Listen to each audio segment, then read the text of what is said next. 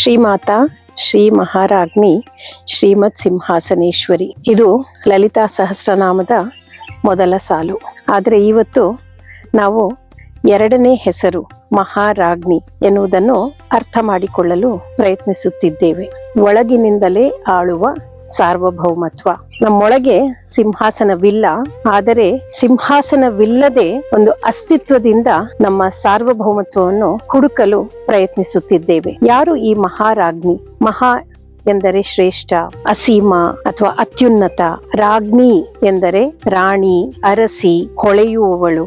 ಎಂತಹ ರಾಣಿ ಇವಳು? ಬ್ರಹ್ಮಾಂಡದ ರಾಣಿ. ಕೇವಲ ನಮ್ಮೊಳಗಿರುವ ರಾಣಿ ಮಾತ್ರವಲ್ಲ, ಇವಳು ಬ್ರಹ್ಮಾಂಡವನ್ನೇ ಆಳುವ ರಾಣಿ, ಬ್ರಹ್ಮಾಂಡದಲ್ಲೇ ಹೊಳೆಯುವವಳು. ನಾವು ಶ್ರೀಚಕ್ರ ಪೂಜೆ ತೆಗೆದುಕೊಂಡಾಗ ಶ್ರೀಚಕ್ರದಲ್ಲಿ ನವಾವರಣಗಳಿವೆ. ಈ ನವಾವರಣಗಳನ್ನು ದಾಟಿದರೆ ನಮಗೆ ಮೂಲ ಬಿಂದು ಕಾಣುತ್ತದೆ. ಆ ಶ್ರೀಚಕ್ರದ ಅತ್ಯುನ್ನತ ಸ್ಥಾನ ಈ ಬಿಂದು ಸ್ಥಾನ. ಈ ಬಿಂದುವಿನ ಮೇಲೆ ಈ ಬ್ರಹ್ಮಾಂಡದ ರಾಣಿ ವಿರಾಜಮಾನಳಾಗಿದ್ದಾಳೆ. ಈ ಬಿಂದುವಿನ ನಂತರ ಆ ಶಕ್ತಿ ಎಲ್ಲವೂ ಹೊರಗೆ ಚಿಮ್ಮುತ್ತದೆ. ಈ ಮಹಾರಾಣಿ ಶಕ್ತಿಯಿಂದ ಆಳುವವಳಲ್ಲ, ಅಸ್ತಿತ್ವದಿಂದ ಆಳುವವಳು. ಆದರೆ ಶ್ರೀಚಕ್ರದ ಸಿಂಹಾಸನದ ಮೇಲೆ ಕುಳಿತಿರುವ ರಾಣಿ ನಮ್ಮೊಳಗೂ ವಿರಾಜಮಾನಳಾಗಿದ್ದಾಳೆ. ಅದನ್ನು ನಾವು ಗುರುತಿಸಿಕೊಳ್ಳಬೇಕು. ಹೇಗೆ ನಮ್ಮಲ್ಲಿರುವ ಆ ರಾಣಿಯನ್ನು ಗುರುತಿಸುವುದು? ನಾವು ಎಷ್ಟೋ ವೇಳೆ ಯಾರಿಗೋ ದಾಸರಾಗಿ ಬಾಳುತ್ತೇವೆ.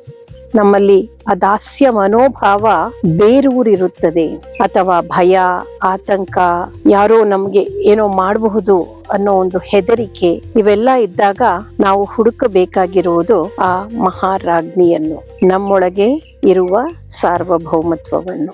ಆದಿಶಂಕರಾಚಾರ್ಯರು ಸೌಂದರ್ಯ ಲಹರಿಯಲ್ಲಿ ಒಂದು ಸಾಲನ್ನು ಹೇಳುತ್ತಾರೆ. ತನೀಯಾಂ ಪಾಂಸುಂ ತವ ಚರಣ ಪಂಕೇರುಹಭವಂ. ನಿನ್ನ ಚರಣ ಕಮಲದಲ್ಲಿರುವ ಧೂಳಿನಿಂದ ಬ್ರಹ್ಮನು ಸೃಷ್ಟಿಯನ್ನು ಮಾಡುತ್ತಾನೆ. ಶಿವನು ಅದೇ ಧೂಳನ್ನು ತೆಗೆದು ಭಸ್ಮವಾಗಿ ಲೇಪಿಸಿಕೊಳ್ಳುತ್ತಾನೆ. ಅದೇ ವಿಷ್ಣುವು ಈ ಜಗತ್ತನ್ನೆಲ್ಲ ಪಾಲಿಸುತ್ತಾನೆ. ಅಂತಹ ದೇವಿ ನೀನು ಮಹಾರಾಜ್ಞಿ. ಅವಳ ಆ ಧೂಳಿನ ಕಣವನ್ನು ನಾವು ಎಂದು ಸ್ವೀಕರಿಸಿ ನಮ್ಮಲ್ಲಿ ಆ ಸಾರ್ವಭೌಮತ್ವವನ್ನು ಗುರುತಿಸಿಕೊಳ್ಳೋಣವೇ?